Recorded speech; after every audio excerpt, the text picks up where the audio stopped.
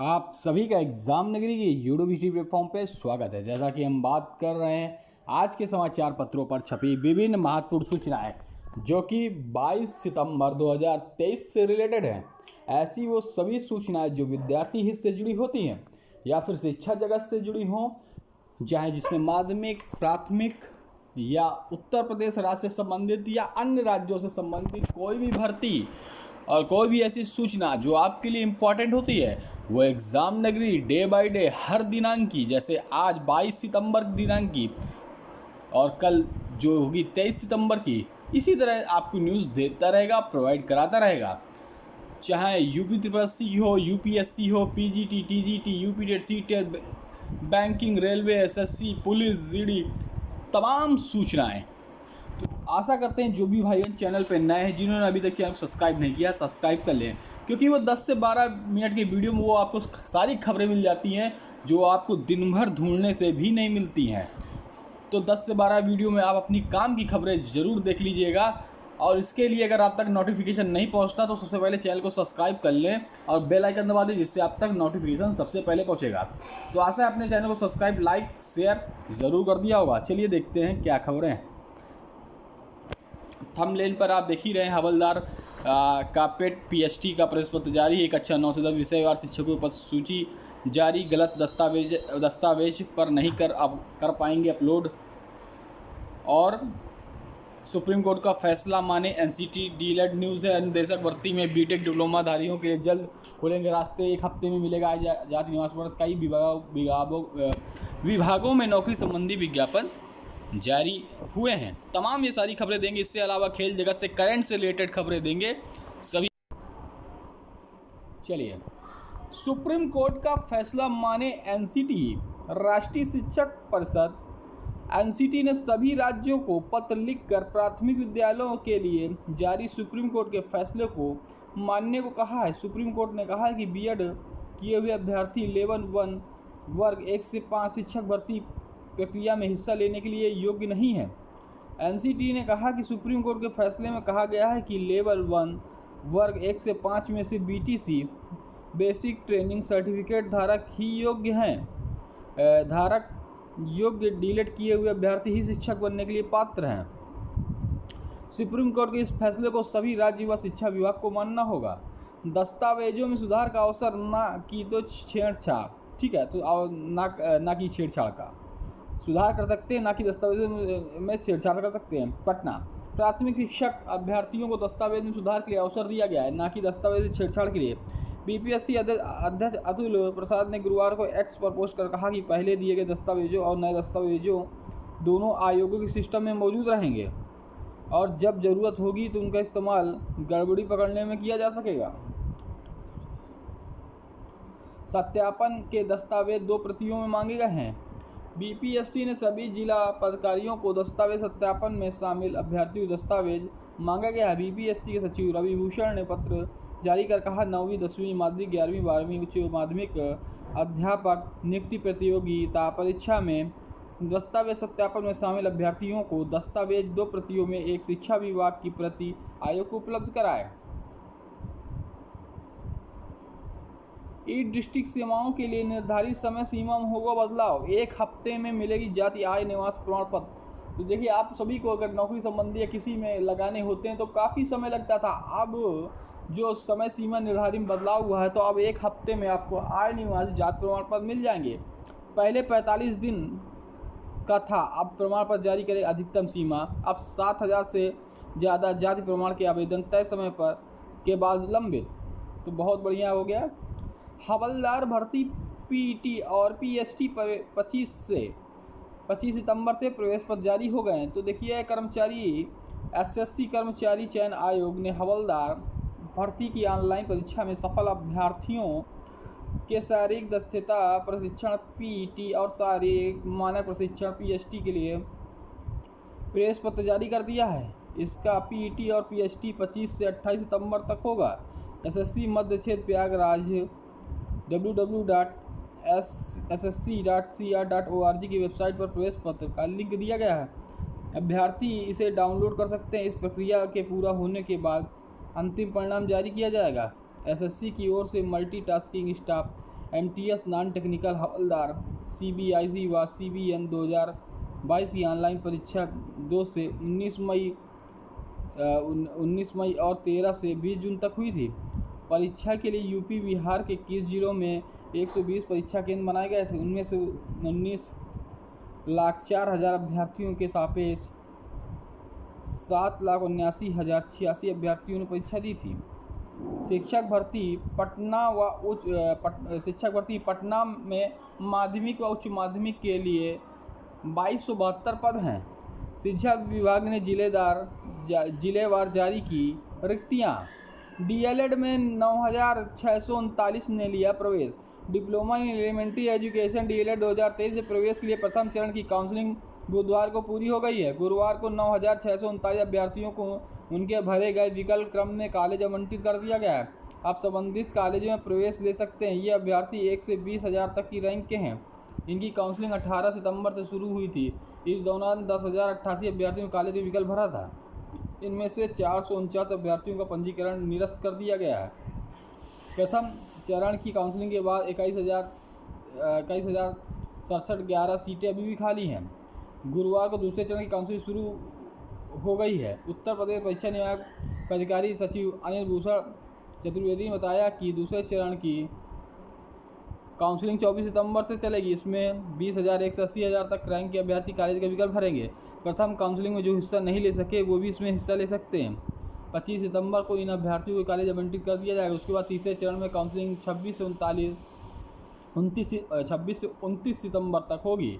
उसमें 80,001 से 1.5 लाख तक के रैंक अभ्यर्थी भाग लेंगे। फिर इनको 30 सितंबर तक कॉलेज आवंटित कर दिया जाएगा। चौथे चरण की खाली 30 सितंबर से 5 अक्टूबर तक होगी। इसमें 1.5 लाख से 2,40,000 रैंक तक के अभ्यर्थी को मौका दिया जाएगा। उनको 6 अक्टूबर तक कॉलेज आवंटित कर दिया जाएगा। जिससे संस्थान आवंटित हो चुका है वो 15 अक्टूबर तक प्रवेश प्रक्रिया पूर्ण कर लें। STT गलत आंसर की बिहार बोर्ड ने वापस ली। विज्ञान विषय की आंसर की पर उठे सवाल। आज दोबारा आंसर की जारी करेगा बिहार ने माध्यमिक शिक्षा पात्रता परीक्षा स्टेट 2023 के पेपर 1 के विषय व विज्ञान विषय का गलत आंसर गुरुवार को वापस ले लिया है। बोर्ड के अनुसार आंसर की जारी करने के बाद काफ़ी संख्या अभ्यर्थियों ने आपत्ति की थी। समीक्षा में गलत आंसर डालने की बात सामने आई। इसके बाद वेबसाइट से आंसर हटा ली गई। इस बाबत बिहार बोर्ड ने प्रेस विज्ञप्ति जारी की। मुताबिक इन जानकारी विज्ञान विषय के अभ्यर्थियों को भी दी गई। शुक्रवार को नई आंसर की जारी की जाएगी। कक्षा 9 से 12 तक विषयवार शिक्षक पदों की सूची जारी हो गई। आप देख सकते हैं पटना में 910 के लिए 1148 और कक्षा 11 से 12 के लिए 1124। इसे नालंदा में 590, 11 से 12 680, भोजपुर में 9 से 10 के लिए 779 और 11 से 12 587, बक्सर में 396, 11 से 12 के लिए 324। ये पूरे कुल डिस्ट्रिक्ट हैं तो पूरी 18,880 सीटें आप देख सकते हैं। 18,880 सीटें 9-10 के लिए और 18,830 सीटें कक्षा 11-12 के लिए विषयवार जारी कर दी गई हैं। आप पूरा देख सकते हैं, इनमें पूरा दिया गया है। माध्यमिक पात्रता परीक्षा स्टेट 2023 के उत्तर कुंजी पर आपत्ति दर्ज करने के संबंध में सूचना है। माध्यमिक शिक्षा परिषद स्टेट 2023 में सम्मिलित अभ्यर्थियों सूची किया जाता है कि CBT की माध्यम आयोजित माध्यमिक शिक्षा पात्रता परीक्षा स्टेट 2023 के कुल 40 विषयों में पेपर पहला 16 ए पेपर सेकेंड 24 की उत्तर कुंजी समिति वेबसाइट जो कि अपलोड कर दी गई है और आप उत्तर कुंजी पर आपत्ति की मांग की गई है, जिसमें से साइंस के 111 का गलत उत्तर कुंजी वेबसाइट पर अपलोड हो गई है। तो वही जो मैंने आपको ऊपर बताया वही चीज़ यहाँ पे लिखा है। कक्षा 9 से 12 के शिक्षक अभ्यर्थियों के सर्टिफिकेट BPSC ने जिलों से मांगा। तो 9 से 10 कक्षा 12 से शिक्षक भर्ती परीक्षा शामिल अभ्यर्थियों को द्वारा जिलों में दिए गए सभी दस्तावेज प्रमाण पत्रों को BPSC ने मांगा। प्रमाण पत्रों को विषयवार व्यवस्थित कराते हुए आयोग को भेजने के लिए जिलों में भेजा गया पद। BPSC सचिव रवि भूषण ने सभी जिलाधिकारियों को इस पत्र भेजकर कहा है कि अभ्यर्थियों के परीक्षा के दस्तावेज सत्यापन के लिए दिए गए दस्तावेज प्रमाण पत्र की शिक्षा विभाग की प्रति आयोग की प्रति दोनों BPSC को देने को कहा है। मुख्यालय की अनुमति के बाद ही शिक्षा सेवा अधिकारियों को मिली छुट्टी। पटना से सभी न्यूज़ हैं, ठीक है, क्योंकि पटना में शिक्षक भर्ती चल रही तो मैंने कहा था अन्य राज्यों की भी आपको न्यूज़ मिलेगी। गलत दस्तावेज नहीं करे अपलोड। आयोग जो 1,70,000 शिक्षक भर्ती हो रही उसी से संबंधित ये सभी है। सेकेंडरी में सबसे ज़्यादा शिक्षकों की अंग्रेजी में होगी बहाली, तो BPSC 2.0 बिहार शिक्षा भर्ती बहाली 2, मतलब दूसरी भर्ती आ रही है जो कि 80,000 पदों पर समथिंग है, 70,000 80,000 पदों पर।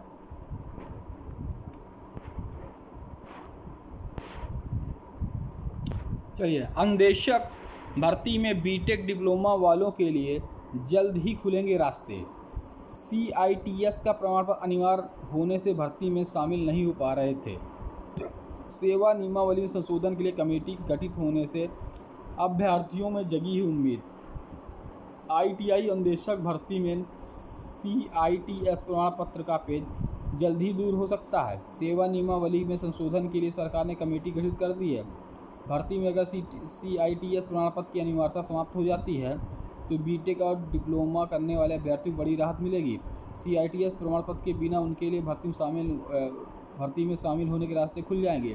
पूर्व में व्यवस्था लागू थी। ITI अनुदेशक पदों के लिए ITI का डिप्लोमा और 1 वर्ष का CTS का प्रमाण पत्र अनिवार्य था, लेकिन अगर कोई बीटेक डिप्लोमा वाला अभ्यर्थी है शामिल होना चाहता तो उसके पास CTI प्रमाण नहीं था, तो यह शर्त थी कि उसे नियुक्ति के बाद अभ्यर्थी की 3 महीने की अलग से ट्रेनिंग दी जाएगी। दिसंबर 2021 में इस व्यवस्था में अचानक बदलाव कर दिया गया। नई व्यवस्था के तहत बीटेक डिप्लोमा वालों के लिए CTIS प्रमाण पत्र अनिवार्य कर दिया गया और 1 माह बाद यानी जनवरी 2022 में उत्तर प्रदेश अधीनस्थ सेवा चयन आयोग ITI अनुदेशक के 2504 पदों पर भर्ती के लिए विज्ञापन जारी कर दिया है। ऐसे में बीटेक और डिप्लोमा करने वाले अभ्यर्थियों को CTIS प्रमाण पत्र कोर्स करने का मौका नहीं मिला। यह मामला अब न्यायालय में लंबित है। वही अभ्यर्थी लगातार शासन से पत्र लिखकर राहत की मांग कर रहे हैं। वर्ष 2022 के विज्ञापन में ITI अनुदेशक के 50% पद, ITI डिप्लोमा और CTI की प्रमाण पत्र अहर्ता रखने वाले अभ्यर्थियों को 50% या बीटेक या डिप्लोमा CTIS प्रमाण पत्र की अहर्ता रखने वाले अभ्यर्थियों के लिए आरक्षित है। अभ्यर्थियों का दावा है कि इसे देश भर में बीटेक या डिप्लोमा के साथ CITS प्रमाण पत्र की अहर्ता रखने वाले अभ्यर्थियों की संख्या 2 से अधिक नहीं है। ऐसे में ITI अनुदेशक के तो आधे पद खाली ही रह जाएंगे। फिलहाल सेवा नियमावली संशोधन के लिए प्रशिक्षण सेवाजन निदेशालय ने 3 सदस्यीय कमेटी गठन कर दिया गया। ऐसे में से बीटेक डिप्लोमा धारी अभ्यर्थियों को आगामी भर्तियों में शामिल होने का मौका की उम्मीद बढ़ गई। वहीं अभ्यर्थी मांग कर रहे हैं कि सेवा नियमावली संशोधन के बाद 2022 में जारी विज्ञापन के तहत आवेदन दोबारा लिया जाए, ताकि जिन बीटेक डिप्लोमाधारी अभ्यर्थियों के पास CT प्रमाण पत्र नहीं है उन्हें भी 2022 की भर्ती में शामिल होने का मौका मिल सके। BDS की 637 सीटें भरने को आज से शुरू होंगी counselling. NEET UG counselling, AYUSH कॉलेजों में 2701 सीटें रह गई खाली। तो आप देख रहे हैं आज से शुरू होगी BDS की 637 सीटें भरने के लिए आज से शुरू होगी काउंसलिंग। चलिए, 14 दिन बाद एक बार फिर होगा चांद पर उम्मीदों का सूर्योदय। साउथ पोल पर सूरज की रोशनी पहुंची। इसरो करेगा कम्युनिकेट करने की कोशिश। तो चंद्रयान 3 के लोडर और रोवर एक बार फिर जागने की उम्मीद है। 14 दिनों के बाद चांद के साउथ पोल पर एक बार फिर सूरज की रोशनी पहुंचने लगी है। इसरो ने स्लीप मोड पर डाले गए विक्रम लैंडर प्रज्ञान रोवर 22 सितंबर को संपर्क करने की कोशिश करेगा। इसरो के मुताबिक लैंडर और रोवर सोलर पैनल की सूरज की रोशनी पड़ते ही ये काम करना शुरू कर सकते हैं। इसरो ने 4 सितंबर को विक्रम लैंडर स्लीप मोड में डाल दिया था। इससे पहले 2 सितंबर को प्रज्ञान रोवर को स्लीप मोड में डाला गया था। लैंडर ने स्लीप मोड में जाने से पहले पेलोड के जरिए चांद पर नई जगहों की जांच पड़ताल की थी। उसके बाद विक्रम लैंडर को सोने का कमांड दिया गया। फिलहाल सारे पेलोड बंद हैं, सिर्फ रिसीवर ऑन है ताकि वह बेंगलुरु से कमांड कर फिर से काम कर सकें। मिशन 14 दिन का ही था। तो चंद्रयान 3 का मिशन 14 दिन का था, इसलिए क्योंकि चांद की धरती से 14 दिन बराबर एक दिन होता है। इतनी बड़ी रात होती है यानी चंद्रमा पर 14 दिन तक रात और 14 दिन तक उजाला रहता है। इस दौरान चांद के साउथ पोल पर तापमान -238 डिग्री सेल्सियस तक गिर जाता है। रोवर लैंडर सूरज की रोशनी में तो पावर जनरेट कर सकते हैं। तो चंद्रयान 3 से अब तक आए अपडेट्स तो आप जानते हैं। ILS पेलोड रिकॉर्ड किया भूकंप। 31 अगस्त को ILS को बताया कि चंद्रयान 3 के विक्रम लैंडर में लगे इंस्ट्रूमेंट इसमें एक्टिविटी पेलोड ने चंद्रमा की सतह पर भूकंप की प्रकृति घटनाओं को रिकॉर्ड किया। यह भूकंप 26 अगस्त को आया था। इसरो बताया भूकंप सोर्स की जांच जारी है। चांद पर सल्फर की पुष्टि की थी। प्रज्ञान रोवर ने गड्ढा देखकर रास्ता बदला था। लैंडर विक्रम ने चांद की साउथ पोल पर प्लाज्मा मिला, लेकिन यह कम घना था। मून सरफेस पर करीब 50 डिग्री टेम्परेचर। पुलिस में भर्ती के लिए उच्च और कड़े मानक लागू होने चाहिए। कहा आपराधिक मामले में बरी होने से कोई स्वतः नियुक्ति का नहीं हो जाता है हकदार। क्षेत्रीय के गोल से भारत ने बांग्लादेश को हराया। नॉकआउट की उम्मीदें कायम। 1-0 से जीत हासिल कर अगला मुकाबला म्यांमार से होगा। बढ़त के बावजूद महिला फुटबॉल टीम चीनी ताइपे से हारी। कुश्ती विश्व चैंपियनशिप में पदक जीतने वाली देश की छठी महिला पहलवान बनी। अंतिम पंघाल ने पदक के साथ दिलाया ओलंपिक कोटा। इस बार चैंपियन में अंतिम ने दिलाया एकमात्र पदक। अब देखते हैं जॉब से रिलेटेड खबरें। बीएसएससी में कई पदों पर निकली भर्ती। निम्न वर्गीय लिपिक, राजस्व कर्मचारी व अन्य पदों पर 11,098 पद निकले हैं। आवेदन की अंतिम तिथि 11 नवंबर 2023। ऑनलाइन आवेदन कर सकते हैं। आयु सीमा न्यूनतम 18 व अधिकतम 37, 40, 42 वर्ष। bssc.bihar.gov.in पर आप सभी लोग ऑनलाइन आवेदन कर सकते हैं। NALCO नेल्को में अभ्यर्थी करें आवेदन। 36 पद हैं। सीनियर मैनेजर, डिप्टी मैनेजर आदि पद खाली। आवेदन की अंतिम तिथि 27 सितंबर 2023। आयु सीमा अधिकतम आयु पदानुसार 34, 41, 42 वर्ष निर्धारित की गई है। भारत सरकार टकसाल 11 पद हैं। पर्यवेक्षक, प्रयोगशाला सहायक व अन्य पद रिक्त हैं। आवेदन की अंतिम तिथि 1 अक्टूबर 2023 है। वेतनमान पदानुसार 21,540 से 95,910 प्रतिमाह है। आप लोग इस ऑनलाइन वेबसाइट पर ये जो वेबसाइट लिखी इस पर आवेदन कर सकते हैं। एम्स रायबरेली में संभावना 149 पदों की वैकेंसी निकली। Assistant account officer, assistant engineer आदि पद के रिक्त हैं। आवेदन की अंतिम तिथि 16 अक्टूबर। ऑनलाइन आवेदन कर सकते हैं। आयु सीमा देखें तो 18-21 वर्ष, अधिकतम 27 से 40 वर्ष है। www.emssrbl.edu.in पर ऑनलाइन आवेदन कर सकते हैं। NSIC में रोजगार के मौके 51 पद हैं। असिस्टेंट मैनेजर विभिन्न पदों पर निकली भर्ती। आवेदन की अंतिम तिथि जरूर जान लें 29 सितंबर 2023। पात्रताएं ग्रेजुएशन, BE/BTech अन्य निर्धारित की गई हैं। आवेदन के लिए NSIC.co.in पर ऑनलाइन आवेदन कर सकते हैं।